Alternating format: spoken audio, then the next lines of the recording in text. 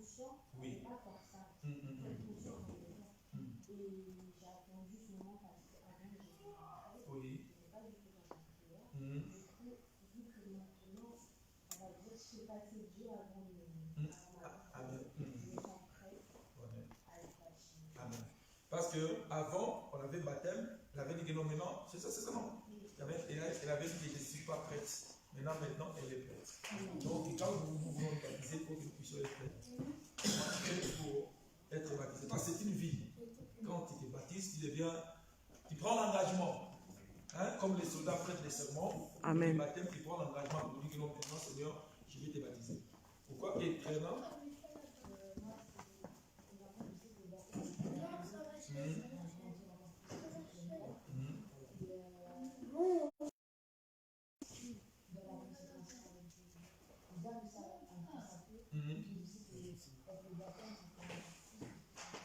Amen.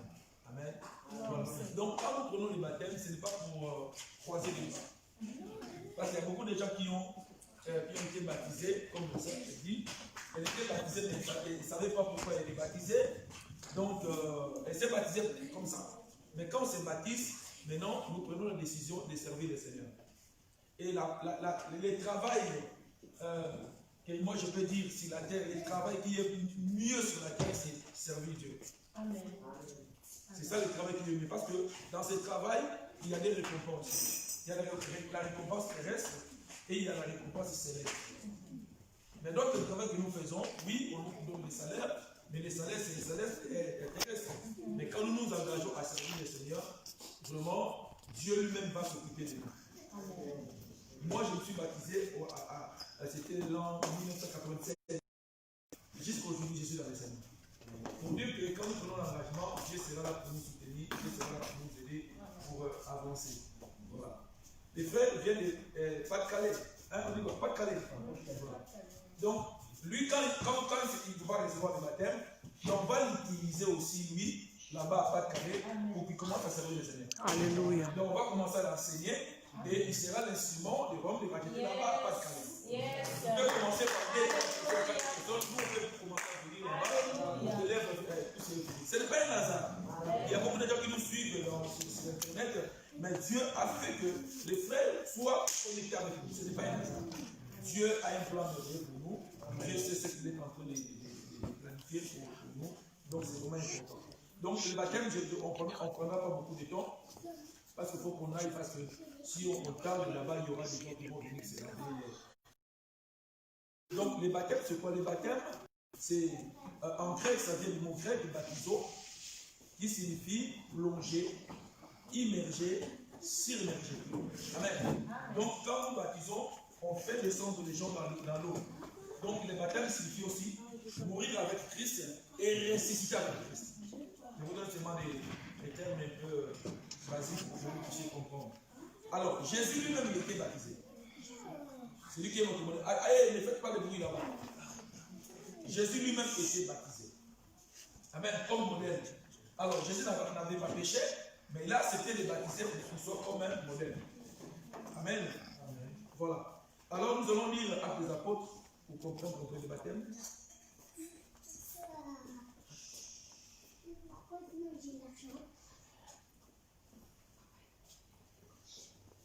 Actes des Apôtres 2. Actes des Apôtres 2, 37 à 47. Qui peut lire rapidement Actes des Apôtres qui a une Bible. Actes des Apôtres 2.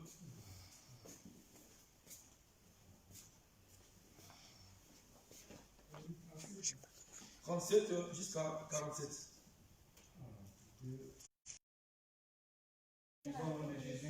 Oui, même le premier. Laissez les gens qui seront baptisés. Oui, tu peux te lever pour honorer la parole. Amen. Car tu n'abandonneras pas mon âme dans le séjour de mort, et tu ne permettras pas que... Non, Actes des Apôtres 2, 37. Actes 2, 37.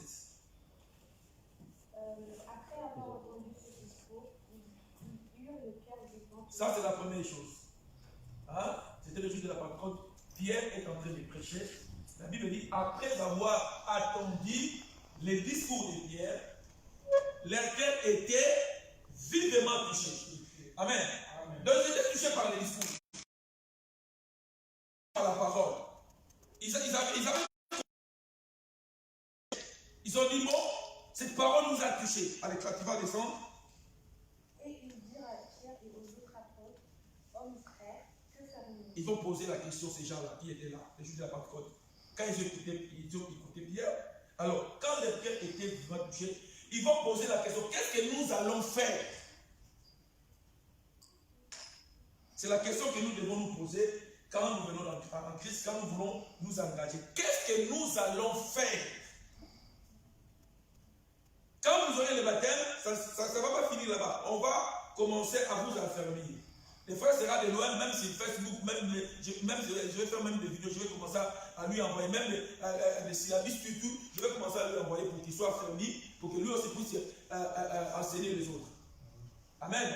Amen. Donc, les gens là, ils avaient écouté la parole, leur cœur était touché, et maintenant ils vont demander qu'est-ce que nous allons faire, que ferons-nous? Amen. Amen. Et descendons, Pierre leur dit, hein? Donc il dit de se repentir. C'est pourquoi nous avions dit que non, quand nous voulons être baptisés, soyons conscients que maintenant nous voulons servir le Seigneur. La Bible dit, celui qui est en Christ est devenu une nouvelle créature, les choses anciennes sont passées et toutes choses sont devenues nouvelles. Amen. Donc ces gens, et Pierre leur dit, vous ne pouvez pas être baptisés comme ça. Il faut que vous puissiez vous repentir. Et la repentance, c'est faire un demi-tour. Quand il marchait comme ça, la repentance, donc, il change de direction. Amen. Amen. Amen. Il prend une autre direction et c'est le Saint-Esprit qui commence à te conduire. Il dit, répentez-vous et que chacun de vous soit baptisé au nom de Jésus pour le pardon du péché et vous recevez le don du Saint-Esprit. Donc nous parlons maintenant du baptême. Il y a le baptême d'eau et il y a le baptême du Saint-Esprit. J'ai prêché sur ça. Mais aujourd'hui, nous allons recevoir le baptême d'eau. Mais Dieu est Dieu, il est souverain. Au travers des baptêmes d'eau, après nous viendrons aussi pour prier pour vous aussi. Pour que le Saint-Esprit aussi puisse se manifester dans vous. Donc, le baptême d'eau peut être avant le baptême du Saint-Esprit. Le baptême du Saint-Esprit peut être avant le baptême d'eau. Amen. Amen. Maintenant, nous allons aller pour que nous soyons baptisés. Il a dit, répondez-vous et que chacun de vous, on dit, on ne se baptise pas parce qu'on est en vous, parce qu'on est en on va se baptiser, non. On dit chacun. C'est quelque chose qui est personnel. Le baptême, c'est personnel. Amen. On ne se baptise pas par émotion. Hein? On ne se baptise pas par sentiment. Mais on se baptise parce que nous comprenons que maintenant, nous voulons maintenant servir le Seigneur.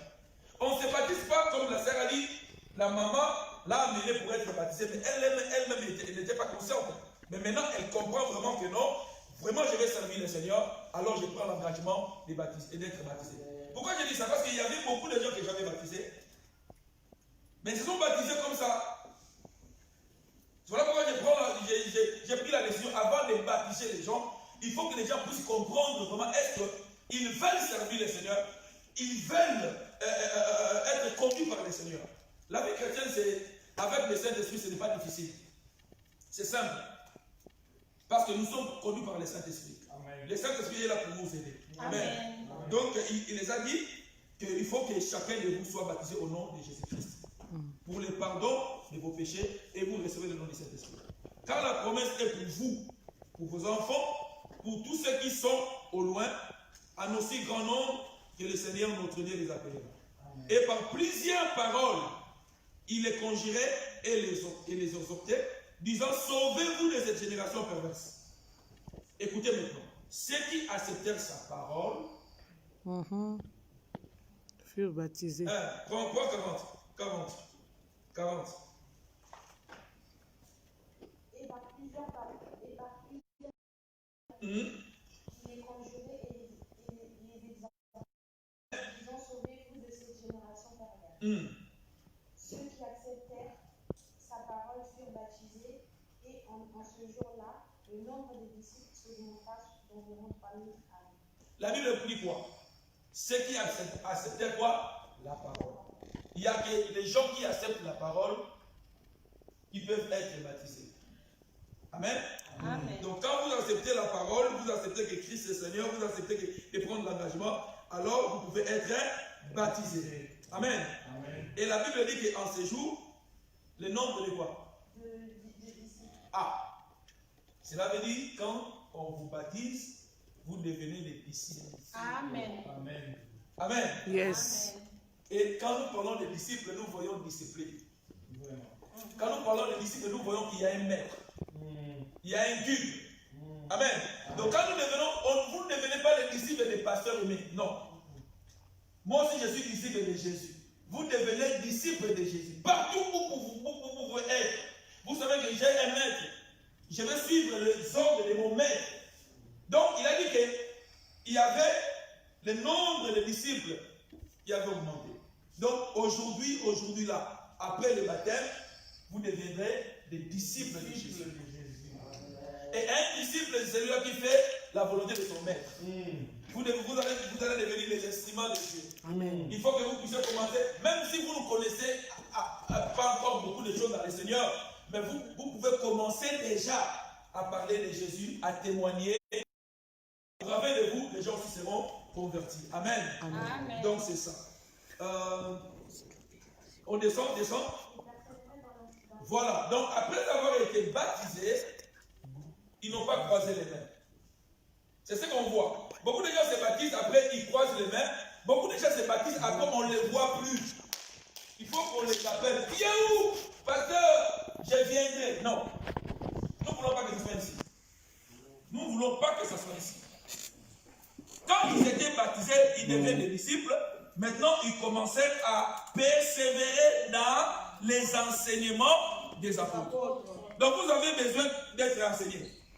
Sinon, si vous n'êtes pas enseigné, un jour, vous allez vous retrouver dans le monde. Amen. On a vu les gens zélés. Mais comme ils rejetaient les enseignements, un jour, ils vont se retrouver dans le monde.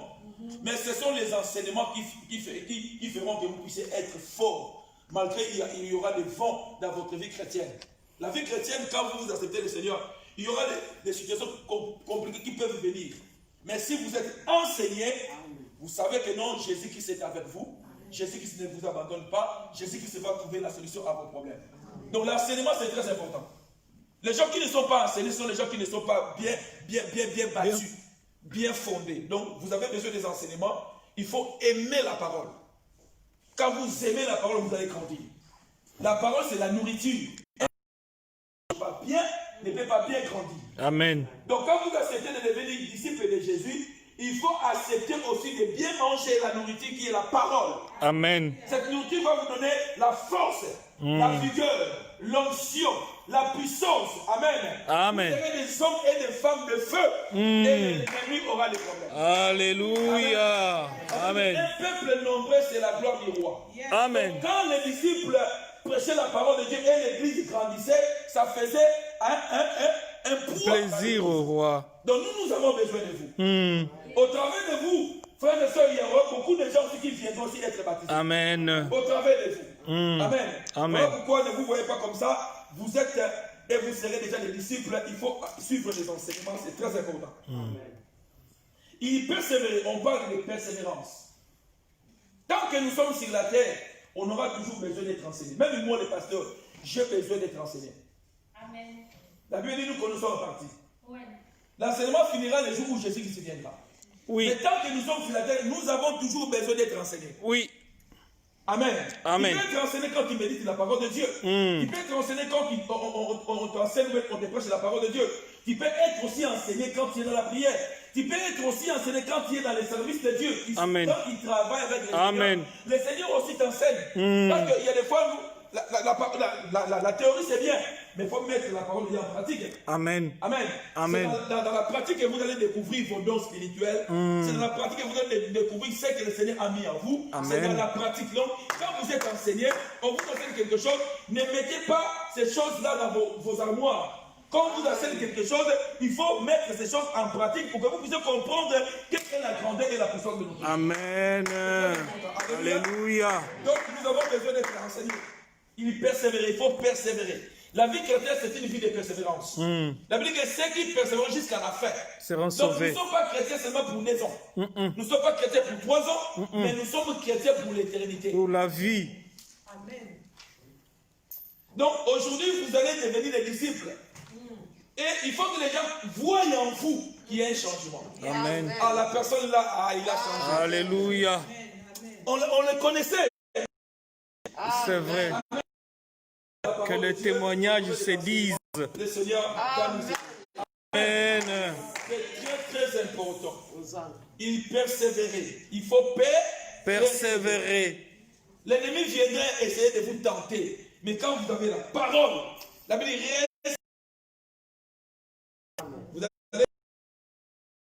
Jésus a résisté au diable parce que quand il a dit il est écrit, la parole, il a dit il est aussi Écrit.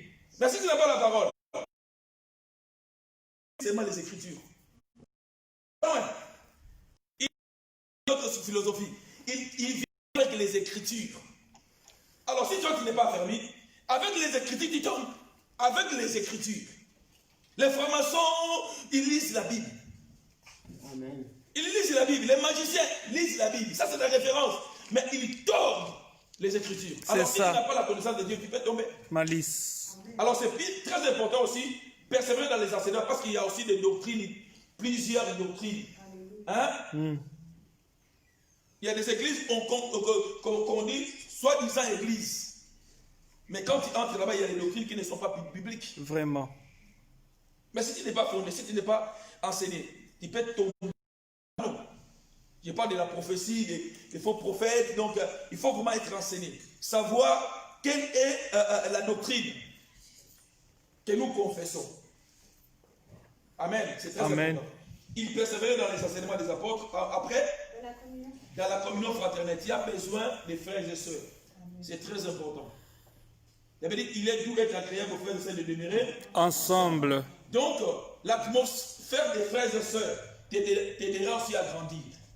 Amen. Si tu es avec les gens qui ne confessent pas Jésus, si tu es toujours dans l'entourage, tu dis, bon, ce sont mes amis, je vais les faire convertir. Oui, c'est bien.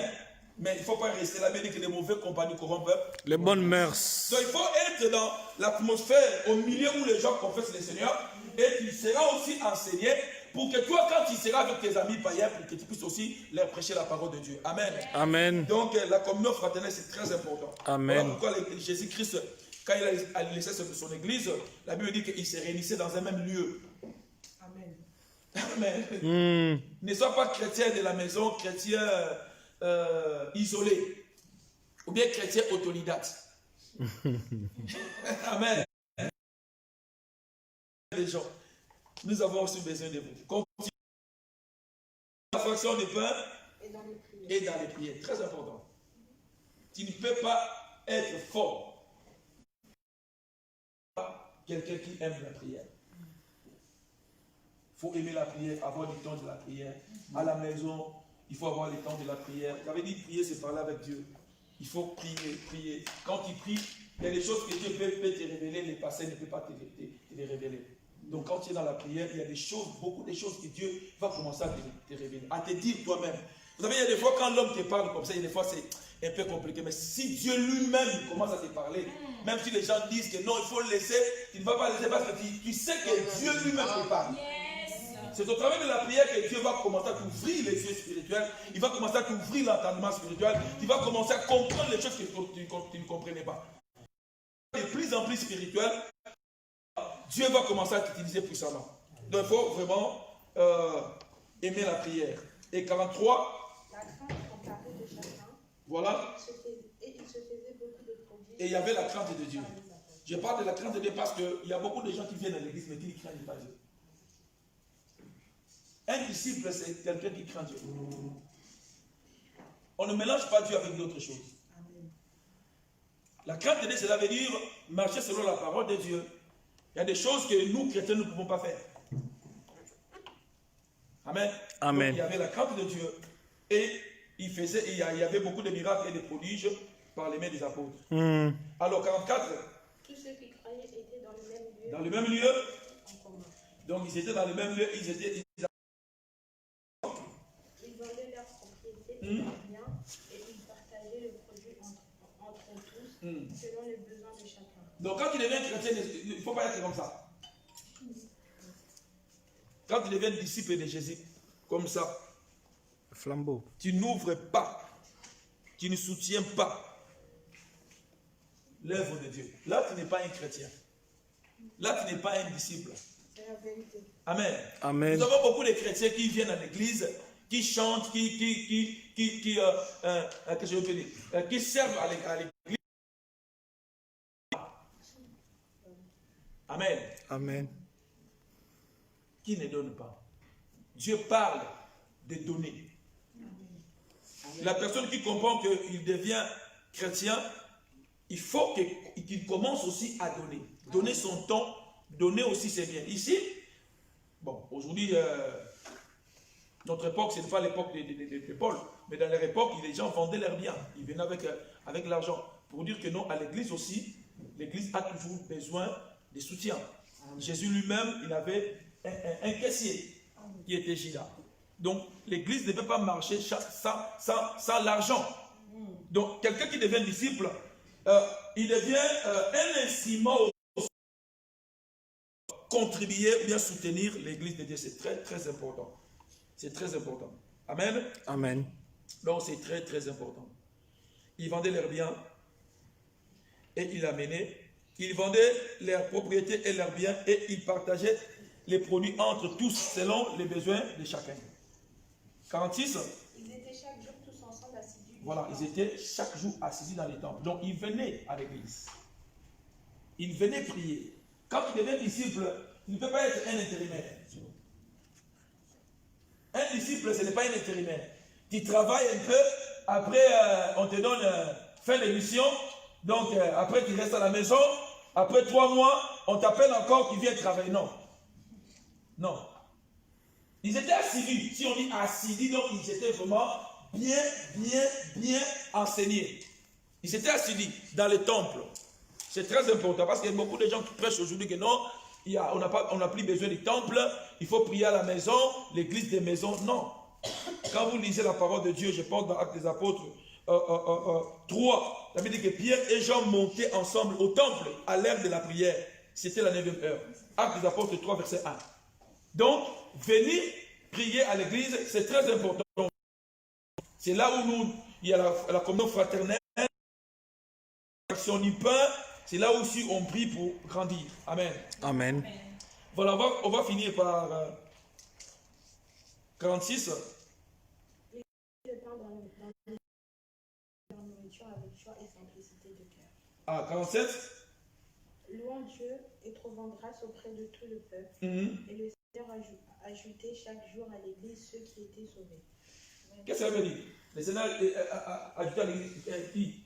Ceux qui étaient sauvés. Ceux qui étaient sauvés. Donc, la Bible dit ceux qui étaient sauvés. Donc, vous êtes sauvés. Amen. Que personne ne vienne vous dire que non, oh, Andrea, je vois que... Non, qui est sauvé? Il faut avoir l'assurance. Amen. Vous serez un jour avec le Seigneur. Alléluia. Que personne ne vienne vous dire le contraire. Je dis que personne ne vient vous dire le contraire. Même si il arrive que tu tombes, tu es sauvé, il faut rester relevé et continuer. Je ne vous dis pas le contraire. Le ciel a pris Que tu acte. tombes, je dis que tu es sauvé. Esengo mingi kozala mwana na nzambe. Donc ce jour-là, nous serons là. Nous serons là devant le Seigneur. C'est ça qui est important dans la vie. Amen. Une personne qui n'a pas reçu Jésus, il a raté le but de sa vie. C'est pourquoi le diable, il veut nous tourmenter pour que nous puissions reculer dans le monde. Dans le monde, il y a les plaisirs. Hein? Amen. Hein? Il y a les plaisirs. Mais quand nous sommes en Christ aussi, ne croyez pas que quand tu deviens chrétien, tu deviens comme quelqu'un qui est comme ça. Non. En Christ aussi, il sera un homme qui sera béni et non même. Si tu veux te marier, tu vas te marier. Si tu veux manger, tu peux manger. Si tu veux acheter une voiture, tu peux acheter une voiture. Donc tout ce que les païens font, toi aussi tu peux le faire. Dans le Seigneur. Dans le Seigneur. Alléluia. Alléluia. Amen. Tu auras la paix, tu auras la protection et tu as quelqu'un qu'on appelle papa. Oui. Qui va pour nous soutenir. Oui. C'est très important. Mhm. Amen. Amen. Voilà pourquoi quand on va vous baptiser, on va vous donner des affermissements et directement on va vous mettre, on va vous donner des trucs à faire à l'église. Nous ne voulons pas que vous soyez des charges. Vous soyez des chrétiens comme ça. Non. Vous allez vous engager et vous allez travailler pour le Seigneur. Amen. Amen. Que Dieu nous bénisse, nous allons prier pour vous. Alléluia. Gloire à l'Éternel. Dis à Dieu, toi qui seras baptisé, dis Seigneur, voici le moment, Seigneur Tout-Puissant. Seigneur, aide-moi. Je vais prendre un engagement, Seigneur. Je sais que moi seul, je ne peux pas. Mais le Saint-Esprit aide-moi à persévérer jusqu'à la fin, à être amoureux de Jésus, à suivre les instructions, à être un disciple, Seigneur Dieu Tout-Puissant. Au nom puissant de Jésus-Christ de Nazareth, nous t'en supplions et nous disons, gloire à toi, Seigneur Jésus. Gloire à toi, Seigneur Jésus-Christ. Amen. Alors maintenant, nous allons nous organiser pour partir. Alléluia. Merci, merci. Nous avons combien de voitures? Ok, allez. On a combien de voitures? La suite sera... Papa, je ne compte pas parce que vous êtes allé. La suite sera quand on sera à l'eau. Hein. Vous voyez, les amis sont là pour supporter les autres, pour les soutenir. Nous sommes une grande famille. Donc, bien aimés, la suite, nous vous promettons que ça sera lors du baptême. Là, nous allons quitter l'église dans peu de temps pour le baptême. Papa Gérard doit changer Voilà. de voiture. Oh, faveur. Voilà. Allez, bien-aimés, nous vous disons à tout à l'heure. À tout à l'heure, bien-aimés. Je l'ai laissé comme ça parce que... Bien-aimés, j'ai envie que vous dites à tout à l'heure. Merci.